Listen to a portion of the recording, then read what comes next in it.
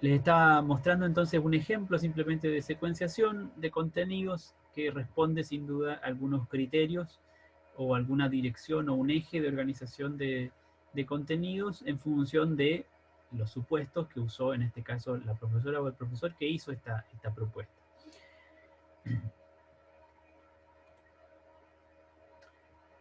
Entonces, un primer ejercicio tiene que ver con esa organización de los contenidos. Pero luego cuando pensamos en el proceso de enseñanza-aprendizaje propiamente, pensamos en las actividades que los estudiantes tienen que realizar o esperamos que realicen para lograr los aprendizajes que hemos propuesto. Y entonces el otro problema aquí es seleccionar y secuenciar algunas actividades. Y nuevamente San Martín plantea algunos criterios que nos pueden orientar o nos pueden servir para este ejercicio de seleccionar actividades y secuenciarlas. El primer criterio es muy general y básicamente lo que enfatiza es la importancia de las actividades. A veces no le prestamos suficiente atención al hecho de que en este triángulo didáctico en el cual se visualiza la interacción del profesor con el alumnado y con el material o los recursos didácticos, que por supuesto interactúan entre sí, hay una mediación que está fundamentalmente basada en la acción, en lo que ocurre en la sala de clase. Y eso es lo que habitualmente llamamos actividades. El foco central, por lo menos que tiene esta autora, es que todo lo que ocurra en la sala de clases esté previsto o pensado por la profesora o el profesor. Porque lo que posibilita aprender son justamente las actividades. Y por lo tanto, tenemos que aprovechar ese tiempo de interacción. Y para que lo aprovechemos, tenemos que tener previsto qué es lo que queremos que ocurra y cómo ocurra. Y eso es lo que llamamos actividades. Por lo tanto, hay que poner mucho ojo en qué es lo que pasa en la sala de clase y lo que queremos que pase en cada momento. De ahí entonces que sea central o crucial el ejercicio de secuenciar actividades.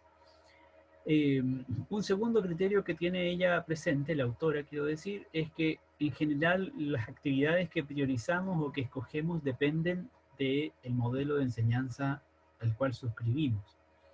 A veces de manera implícita, otras veces de manera explícita. Y el contraste más claro, por ejemplo, lo podemos visualizar entre un modelo transmisivo como el que revisamos hace un tiempo, con un modelo constructivista según lo identifica San Martín. Si uno suscribe un modelo de enseñanza transmisivo, entonces probablemente va a priorizar actividades que tienen que ver con lectura de texto, actividades en las cuales lo prioriza o es más frecuente la explicación del profesor o de la profesora, o a lo mejor la realización de algunas experiencias demostrativas. Ese tipo de actividad son propias, son típicas de un modelo de enseñanza transmisivo.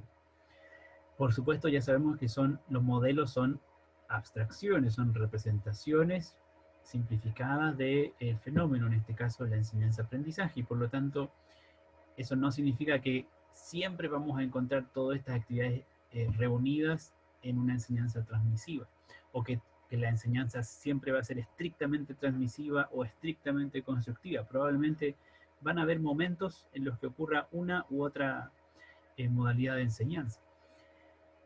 Eh, lo importante aquí es tratar de ser lo más coherente posible. Y en contraste, entonces, en un modelo constructivista, lo que se priorizarían serían actividades en las cuales los estudiantes tienen oportunidad de expresar sus ideas o de hacer contrastes entre lo que observan y lo que miden o lo que registran. Y también actividades en las cuales puedan ellos mismos, los estudiantes, reconocer qué es lo que está cambiando en su forma de pensar o en sus creencias respecto de los fenómenos. En ese sentido, entonces, dependiendo de la forma de concebir la enseñanza, probablemente la profesora o el profesor va a priorizar cierto tipo de actividad. Y un tercer criterio que me parece que es de lo más central en el texto que propone San Martín es la idea de que las actividades tienen una cierta finalidad didáctica o deben tener una finalidad didáctica. ¿para qué hacemos lo que hacemos?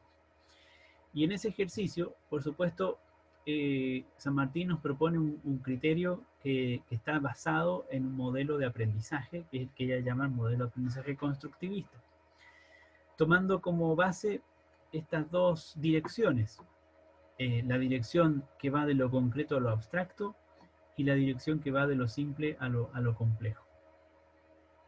Ya que desde un punto de vista constructivista, lo que se supone es que el estudiante tiene un conocimiento de base, a partir del cual tenemos que ir modificando o, entre comillas, construyendo un nuevo aprendizaje. Y entonces San Martín propone un camino, una trayectoria, que podríamos decir se encuentra en este espacio o en este mapa, que va de lo concreto a lo abstracto y de lo simple a lo complejo. Y este mapa es justamente una buena orientación para pensar en lo que queremos hacer con los estudiantes si es que suscribimos este modelo de enseñanza o este modelo de aprendizaje. Un camino como este es el que propone San Martín. Siguiendo la línea amarilla, entonces uno, pensando en una unidad didáctica, tendría que partir de lo concreto y simple para avanzar progresivamente en el nivel de abstracción, por eso está subiendo la línea amarilla, pero también se está moviendo hacia la derecha, está como inclinada, ¿cierto? Entonces está avanzando de lo concreto a lo abstracto y está avanzando de lo simple a lo complejo, hasta alcanzar algún máximo de abstracción, y que por supuesto depende del nivel de enseñanza, depende de los estudiantes con los cuales nos encontremos, y luego poder eventualmente profundizar o avanzar en complejidad en el aprendizaje. Y este ciclo, esta trayectoria es lo que San Martín llama el ciclo constructivista de una unidad didáctica, y que lo asocia justamente a las finalidades o a los propósitos de las respectivas actividades que hacemos o que ocurren en una clase. Identifica estas cuatro etapas. Una primera etapa de exploración, entonces podríamos decir la finalidad didáctica de las actividades en el inicio de la unidad didáctica son actividades de exploración. Después, una etapa de introducción de nuevos puntos de vista, donde básicamente justamente lo que ocurre es que la profesora introduce las ideas que quiere que los estudiantes aprendan, o propone el desarrollo de las habilidades que quiere que demuestren. Y por lo tanto estamos avanzando en cierto punto desde lo concreto y simple hasta un nuevo nivel de abstracción y de complejidad, algo que eventualmente los estudiantes no conocen o no dominan todavía, para luego avanzar a un nivel de síntesis en el cual, desde el punto de vista constructivista, se supone que el estudiante logra comparar el punto de partida en el cual él se encontraba con la nueva propuesta que el profesor o la profesora ha hecho. Y entonces logra una especie de síntesis, quedándose con aquello que le resulta más relevante y efectivo y descartando aquello que le resulta inadecuado, superando en cierta manera las creencias iniciales que tenía. Para finalizar entonces la secuencia de actividades con algunas actividades que San Martín llama de generalización, en las cuales, si ustedes se fijan, el nivel de abstracción baja, probablemente nos acercamos a fenómenos más cotidianos nuevamente, y con distintos, diversos niveles de complejidad, porque uno puede encontrar distintos contextos en los cuales los estudiantes puedan demostrar o aplicar lo que se supone aprendieron en las actividades previas. Así que podríamos encontrar actividades que tienen estos cuatro propósitos didácticos. Por supuesto, dentro de una unidad didáctica podemos realizar muchas actividades de exploración, muchas actividades que apuntan a introducir puntos de vista distintos, varias actividades que apuntan a la síntesis y varias actividades que apunten a la generalización. Eso va a depender del tiempo del cual disponemos, de la complejidad de la unidad didáctica, de la cantidad de contenido que queramos desarrollar, etc.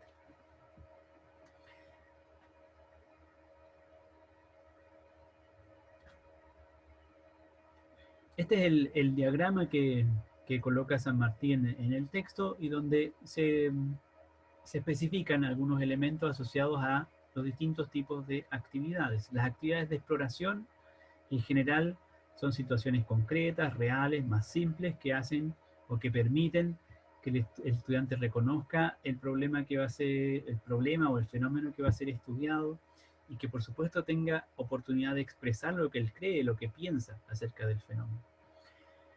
Las actividades orientadas a introducir nuevos puntos de vista tienen que ver con los modelos, las variables, las representaciones que la profesora o el profesor quieren introducir, quieren que el estudiante incorpore en su comprensión del fenómeno. De alguna manera se espera que estos puntos de vista reestructuren el punto de vista del estudiante. Y eso va a quedar en cierta manera demostrado o puesto en evidencia a través de las actividades de síntesis, es decir, actividades en las cuales los estudiantes tengan la oportunidad de estructurar el conocimiento a partir de lo que el profesor les está señalando o les está proponiendo. Hasta cierto punto comparando lo que sabían con lo que ahora se les pide que aprendan, y que eventualmente evalúen qué resulta más efectivo, qué resulta más fructífero para su comprensión del entorno.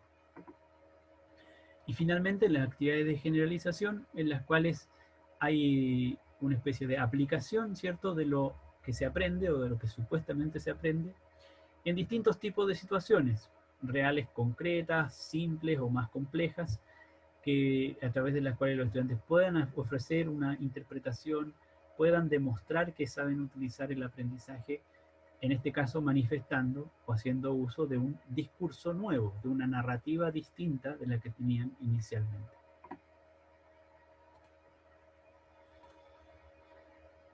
Aquí tenemos un ejemplo muy sencillo de una serie o una secuencia de actividades para una clase. Es una clase que tiene que ver con el sistema esquelético. Y las actividades están organizadas en tres momentos de la clase: el momento de inicio, el momento de desarrollo y el momento de cierre. Yo les voy a pedir que ustedes realicen después un ejercicio muy semejante a este, justamente cuando hagamos el taller 3. En este caso dice que el profesor ofrece oportunidades para que los estudiantes, eventualmente con ayuda del profesor, hagan cada una de estas cosas. Expresen sus ideas acerca de los huesos, se organicen en parejas, identifiquen con sus manos en qué lugares de sus cuerpos encuentran huesos, identifiquen en un esquema del esqueleto humano qué huesos reconocen en su propio cuerpo, contrasten sus ideas previas con lo aprendido, se hagan conscientes de su aprendizaje, reflexionen sobre probables funciones de los huesos. Entonces, vemos que lo que va ocurriendo en cada momento de la clase tiene distintos propósitos, distintas finalidades. Aquí no están completamente descritas o con precisión descritas las actividades propiamente. En algún caso sí, en otro caso no.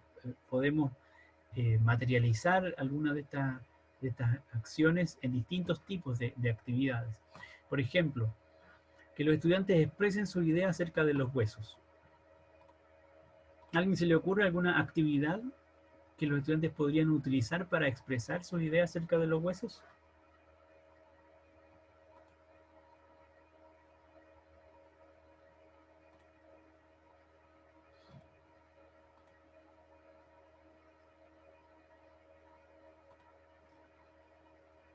La idea de expresar ideas, por supuesto, valga la redundancia, no es una actividad propiamente, diríamos que es una acción. Entonces, si queremos concretar esto en una actividad, tendríamos que describir con mayor precisión qué es lo que los estudiantes hacen. Y, por supuesto, la expresión de sus propias ideas puede tener distintas formas. Podría ser a través de simplemente una pregunta al curso. Entonces hay una lluvia de ideas donde todos los estudiantes, o la mayoría de los estudiantes, levantan la mano y tienen la oportunidad de manifestar sus ideas. Eventualmente puede ser que la profesora o el profesor vaya en el instante seleccionando a los estudiantes que quieran aportar, o vaya de alguna manera prevista o predeterminada, indicándole a los estudiantes que cada uno vaya respondiendo. Y entonces hay una lluvia de ideas y el profesor escribe en el pizarrón las ideas de los estudiantes. Esa podría ser una primera actividad.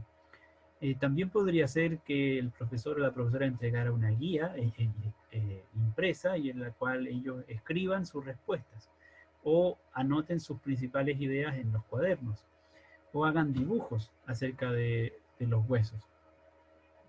Distintas formas de manifestar las ideas y todo en cualquier caso apunta a explorar las ideas previas de los estudiantes y aproximarse al tema del estudio, al tema de aprendizaje que va a ser el sistema esquelético. Por lo tanto, cualquier actividad o cualquiera de estas actividades que permite que los estudiantes expresen sus ideas acerca de los huesos es una actividad que tiene como propósito la exploración, como finalidad didáctica. Hay un aspecto que tiene que ver con la gestión del aula, que en este caso es el trabajo en parejas, una definición que la profesora o el profesor hace, y por lo tanto no tiene una finalidad didáctica propiamente, no es una actividad en sí misma. Pero luego sí hay una actividad que uno puede claramente reconocer, porque dice allí que los estudiantes identifiquen con sus manos en qué lugares de su cuerpo se encuentran huesos. Nuevamente, si bien pasamos a una fase de desarrollo de la clase, porque ya hubo un momento de inicio de aproximación al tema, ahora la profesora o el profesor quiere profundizar, empezar a profundizar en el tema y es lo que llamamos el momento de desarrollo de la clase. Y entonces aquí hay una actividad bien concreta. Los estudiantes tienen que tocar su cuerpo o identificar en su cuerpo dónde hay huesos. Por supuesto, queda abierta la posibilidad de que lo anoten, de que lo dibujen, de que lo digan, de que lo comenten, etc. Distintos tipos de actividades en las cuales los estudiantes podrían hacer este mismo ejercicio. De nuevo se trata de un ejercicio de exploración, porque el estudiante realiza esta actividad a partir de su propio conocimiento, a partir de sus propias ideas. Hasta ese momento, la profesora o el profesor no ha entregado ningún antecedente, no ha entregado ninguna estructuración. La estructuración viene justo después, porque ahora la profesora o el profesor presenta un esquema, un diagrama. Y el solo hecho de introducir un diagrama es un ejercicio de abstracción, porque al principio estaban con un nivel muy concreto de trabajo. Primero expresando ideas previas o lo que creían sobre los huesos, luego tocando el propio cuerpo. Ahora están en un nivel de abstracción mayor porque hay un diagrama, hay un esquema que la profesora o el profesor introduce. Como él lo presenta, como ella lo entrega, entonces está introduciendo un punto de vista que le interesa relevar. Y ese punto de vista tiene que ver con representar el esqueleto humano. Y les pide que hagan el contraste, ¿cierto? De que identifiquen en ese esquema los huesos que están en su cuerpo. ¿Qué huesos de su cuerpo se pueden identificar en el esquema? Por lo tanto, con ese ejercicio, la profesora o el profesor busca estructurar la idea o las ideas de los estudiantes. Es un ejercicio o una actividad muy sencilla, pero cumple con este propósito didáctico. Y la actividad o la clase se va a cerrar con una actividad en la cual los estudiantes puedan comparar lo que creían con lo que ahora han revisado en la clase, eventualmente que reconozcan si aprendieron algo o no, si se dieron cuenta de que tenían alguna creencia que no coincidía con lo que la profesora les está planteando. Y eventualmente puede finalizar, y por lo tanto en esas dos oportunidades, que pueden ser una pregunta abierta, puede ser una pregunta escrita, puede ser de nuevo un dibujo, puede ser un diálogo, un debate, distintos tipos de actividades que permitan hacer esa síntesis. Finalizar la clase con un ejercicio en el cual los estudiantes reflexionan sobre algo ligeramente distinto de lo que han visto. Dado que han aprendido, por ejemplo, que en el tórax, en el pecho, hay una estructura de huesos que llamamos costillas. Pueden entonces ahora, a lo mejor, pensar para qué sirven las costillas, cuáles son sus funciones.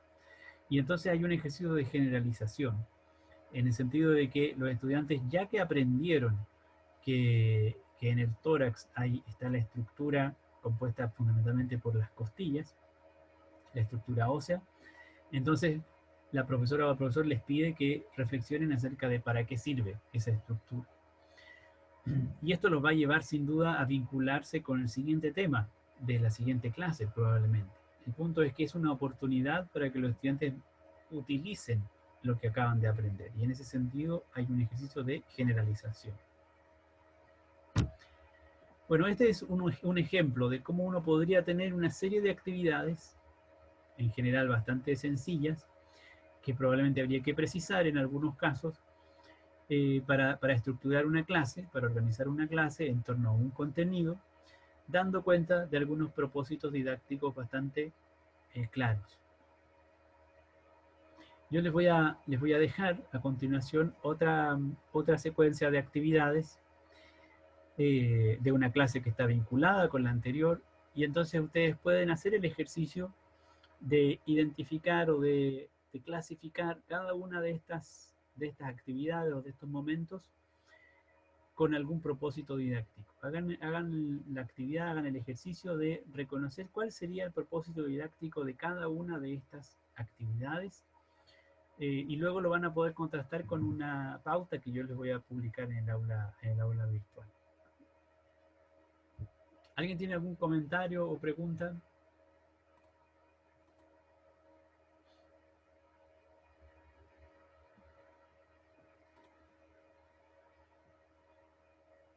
Bueno, quiero mencionar entonces solo un par de ideas acerca de ideas previas de los estudiantes. Un tema que en realidad es bastante central y por eso insisto en la importancia de la lectura del texto de Del Pozo. Las ideas previas de los estudiantes, bueno, por supuesto son otra parte importante del desarrollo de nuestro CPC, en este caso de la dimensión del conocimiento, de la comprensión de los estudiantes.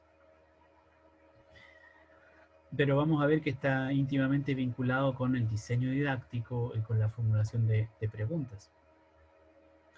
Lo primero que tenemos que notar es que en la literatura sobre enseñanza de las ciencias, las ideas previas aparecen con distintas denominaciones, dependiendo de los autores o las autoras que trabajan el tema. Se habla muchas veces de concepciones, o de creencias, o de teorías personales, de concepciones erróneas, de concepciones alternativas, de obstáculos epistemológicos o de errores conceptuales, por ejemplo. En general, por supuesto, hay matices entre los distintos autores. Unos enfatizan un aspecto u otro del concepto al cual se refieren, pero en general todas estas nociones apuntan más o menos al mismo fenómeno, es decir, al fenómeno de que los estudiantes tienen ya una cierta comprensión de, en general, los fenómenos del mundo natural. Tienen una narrativa, un discurso, una capacidad para describir o explicar los fenómenos naturales a partir de su conocimiento previo o de su experiencia previa. Y justamente, dado que tienen ese conocimiento previo o esa experiencia previa, cuando queremos enseñar algo, queremos que aprendan algo acerca del mundo natural desde un punto de vista científico, muchas veces ocurre que se produce un contraste grande e importante entre lo que el estudiante piensa y lo que la ciencia propone. De ahí entonces que las ideas previas sean tan centrales, porque son en cierta manera nuestro punto de partida. Es el tipo de narrativa o de discurso que queremos modificar o que queremos complejizar. Un ejemplo paradigmático es el que está representado en la caricatura. El personaje, ¿cierto? El estudiante, en este caso este niño, piensa que es el Sol el que gira alrededor de la Tierra. Y esta idea, esta creencia, es completamente aceptable en el sentido que desde su punto de vista, desde su experiencia de vida, siempre el Sol es el que se mueve en el cielo. Por lo menos nosotros podemos decir aparentemente se mueve en el cielo, pero no tenemos, o el niño no tiene, y en general las personas no tienen experiencia de la rotación terrestre. Por lo tanto, aparentemente en realidad es el Sol el que se mueve y la Tierra permanece quieta. Así es que esta idea de que es el Sol el que gira alrededor de la Tierra entra en contradicción con la idea científica de que en realidad la Tierra es la que está rotando mientras el Sol está más o menos estático. Y entonces el día y la noche no se derivan del movimiento del Sol, sino que se derivan del movimiento de la Tierra. Lamentablemente, introducir esta idea y modificar la idea previa es un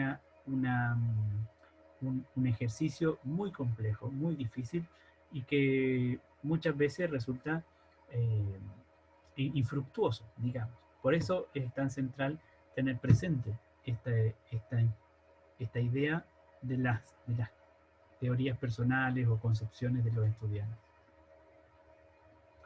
Son concepciones alternativas básicamente porque no son formales, es decir, se trata de concepciones que las personas tenemos en general y que son alternativas respecto del conocimiento formal científicamente aceptado.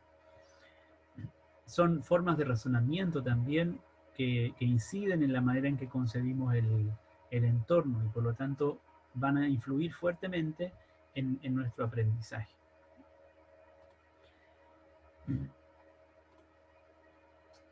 Básicamente se trata de formas de comprender un fenómeno.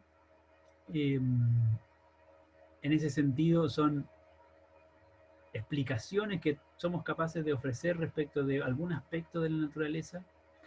En general son ideas que provienen o que se desarrollan en la experiencia personal, en la interacción con otras personas, en el caso de los niños, por supuesto, con los adultos, especialmente, pero no solamente con los adultos, sino también a través de los medios, por ejemplo, con la cultura en general, ¿no? A través de las películas, de los libros, de la música, etc.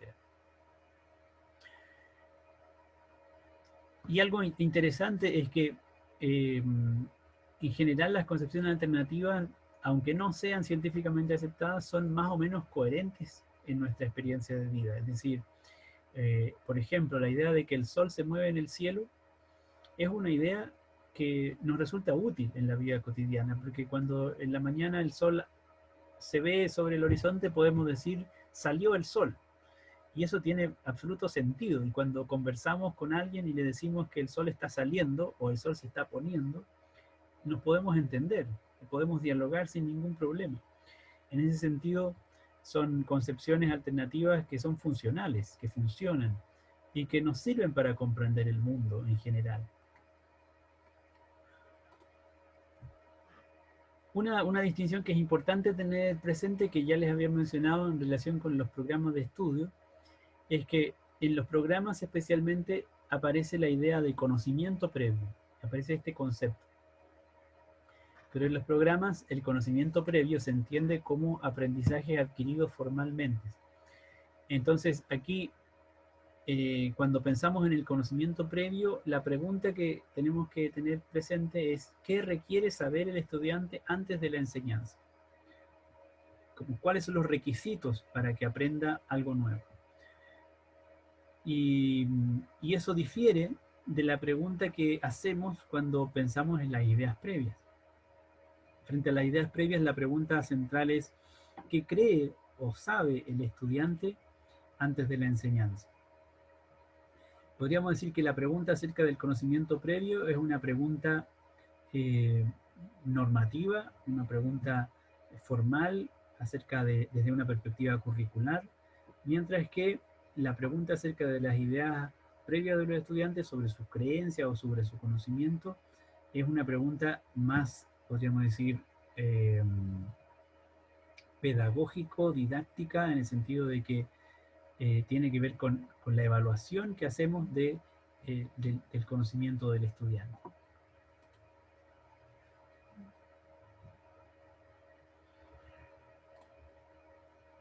Bueno, por supuesto, les decía, hay distintas fuentes, distintos orígenes para los distintos tipos de concepciones alternativas o ideas previas que tenemos las personas. Están los medios de comunicación, están algunas creencias populares que se difunden de distinta manera y que están muy presentes en nuestra vida cotidiana. Incluso a veces el contexto escolar promueve algunas concepciones alternativas, los mismos profesores lo hacemos muchas veces. Y por supuesto también de manera fundamental, especialmente en el caso de los niños, es su experiencia sensorial, su experiencia de contacto directo con el mundo. Un solo ejemplo es el caso de los cubos de hielo. cuando los estudiantes, los niños y las niñas tienen una experiencia directa con el hielo, en general tienen experiencia con los cubos de hielo que formamos en el refrigerador. Eh, y por lo tanto, entonces cuando conciben al hielo, lo conciben como si fuera siempre un cubo, tuviera esa forma. Y luego le atribuyen esta forma, la forma cúbica, a cualquier objeto que, que, bueno, una vez que aprenden, ¿cierto?, que el hielo es el agua en estado sólido, entonces le atribuyen la forma cúbica a los objetos sólidos en general. Y entonces se desarrolla la idea alternativa o la idea previa de que los sólidos tienen caras planas, por ejemplo. Algunos niños, algunas niñas tienen esta idea y la tienen justamente porque tienen esta experiencia, o probablemente la tienen porque tienen esta experiencia con el cubo de hielo y luego con el aprendizaje de que el hielo es una forma de la materia en estado sólido, y entonces extrapolan estas características a cualquier material sólido. Y por supuesto eso podría dificultar su aprendizaje acerca de los estados de la materia. Así es que es importante en ese caso tener presente o indagar, explorar si acaso nuestros estudiantes tienen esta idea o no. Si tienen esta idea previa, es importante mencionarla, es importante describir formas alternativas para que la cambien, para que modifiquen esta idea.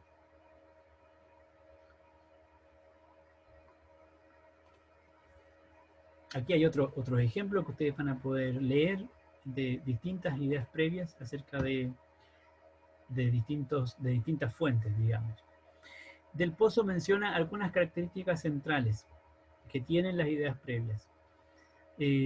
Por una parte, como les decía antes, son muy persistentes, muy difíciles de cambiar. Aquí vemos una representación o varias representaciones de, por ejemplo, el sistema digestivo, realizadas por personas de distintas edades, desde los 8 años hasta los 25 años. Y vemos que más o menos persiste la idea de que el sistema digestivo es una estructura fundamentalmente centrada o compuesta por el estómago. Es decir, cuando se piensa en la digestión, muchas personas piensan básicamente en el estómago y en la función del estómago. Y piensan que toda la digestión ocurre en el estómago. Y por lo tanto, cuando en este caso se les pide hacer una representación del sistema digestivo, lo que aparece a los 8 años es un tubo que va desde la boca hasta el estómago. A los 12 años, lo mismo. A los 16 años, lo mismo. Y a los 25 años, algo muy parecido. En ese sentido, estas ideas previas o preconcebidas son muy persistentes y muy difíciles de modificar, a pesar, digamos, de la enseñanza formal, a pesar de las profesoras y los profesores de ciencias naturales. Otra idea, otra característica importante que señala Del Pozo es que son muy diversas.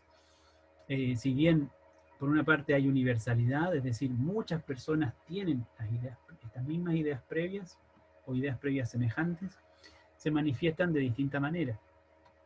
Y así, por ejemplo, aquí vemos cómo distintos niños representan la gestación de un ser humano en el vientre materno, con distintas representaciones del mismo proceso.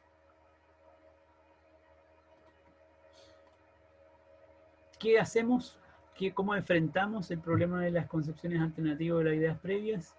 Lo fundamental es averiguar cuáles son, averiguar, identificar, investigar, indagar qué es lo que el estudiante sabe sobre lo que le queremos enseñar. Y por lo tanto aquí el vínculo con las preguntas que hacemos, con las actividades que proponemos para explorar los conocimientos previos son fundamentales. Y es un ejercicio que hay que hacer de manera permanente, de manera constante. Para hacerlo, una forma efectiva e importante e interesante es, por supuesto, el uso de preguntas. Pero aquí es importante justamente una primera distinción, porque el hecho de que como profesoras y profesores desarrollemos nuestro CPC en el ámbito del conocimiento, de la comprensión de los estudiantes, quiere decir que seamos capaces de utilizar ese conocimiento. Entonces, por ejemplo, frente a este objetivo de aprendizaje acerca de las características de los animales, podemos explorar, podemos investigar que algunas de las habituales ideas previas sobre este tema que los estudiantes tienen son, por ejemplo, estas dos, que los insectos no son animales. Muchos niños y niñas piensan que los insectos no son animales. También piensan algunos que las serpientes y los ratones no tienen esqueleto, por ejemplo. Entonces, es posible que en mi curso algunos niños, algunas niñas tengan estas ideas previas, pero no lo sé del todo. No tengo claridad sobre quiénes creen ciertas ideas y cuáles no. Por lo tanto, es importante que indaguemos. Bueno, ¿estarán presentes estas ideas previas o no? Y por lo tanto, podemos hacer preguntas al respecto. Pero una forma poco adecuada de preguntar es acudir a preguntas lineales, como las que están señaladas aquí. ¿Los insectos son animales? ¿Tienen esqueletos las serpientes? Son preguntas lineales en el sentido de que se responden de manera cerrada y muchas veces de manera monosilábica. Los estudiantes tendrían que decir sí o no, fundamentalmente. Y además, son preguntas que tienen una perspectiva que invitan al estudiante a pensar que la respuesta que da es correcta o incorrecta. Y no queremos que el estudiante piense que sus ideas previas son correctas o incorrectas, porque eso va a generar temor, va a generar distancia con el aprendizaje. Entonces se propone de manera alternativa una pregunta no lineal, que consideramos más adecuada para recoger ideas previas. Y en este caso, la pregunta no lineal recoge o hace uso de las ideas previas para construir una pregunta que pueda ser respondida de distintas maneras por los estudiantes.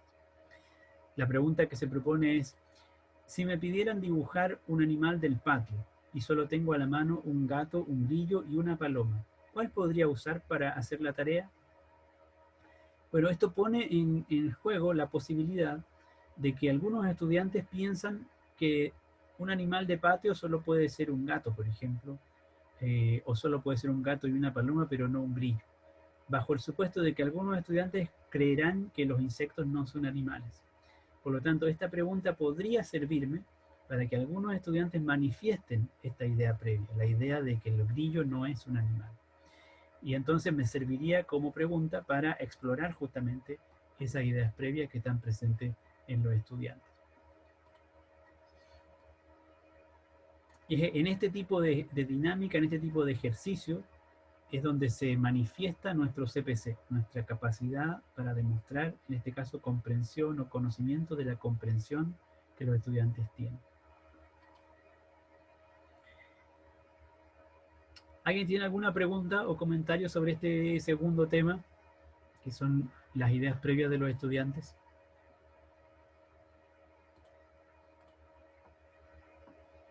Yo, profe. Dígame, Lo que pasa, Josefa. Josefa, las preguntas lineales, ¿cómo se podrían, o sea, lo mismo, manteniendo esa, por ejemplo, ¿tienen esqueleto las serpientes? ¿Cómo se podría plantear de otra manera que sea como más problemática? Yo les propongo que piensen un minuto en una alternativa. Mientras tanto, yo voy a hacer una suspensión de la sesión porque se va a desconectar en cualquier segundo y retomamos la pregunta de Josefa a partir de las ideas que ustedes quieran proponer. ¿Cómo podríamos modificar la pregunta sobre las serpientes para hacerla una pregunta no lineal? ¿Ya? Retomamos entonces en un minuto y discutimos sobre la pregunta de Josefa.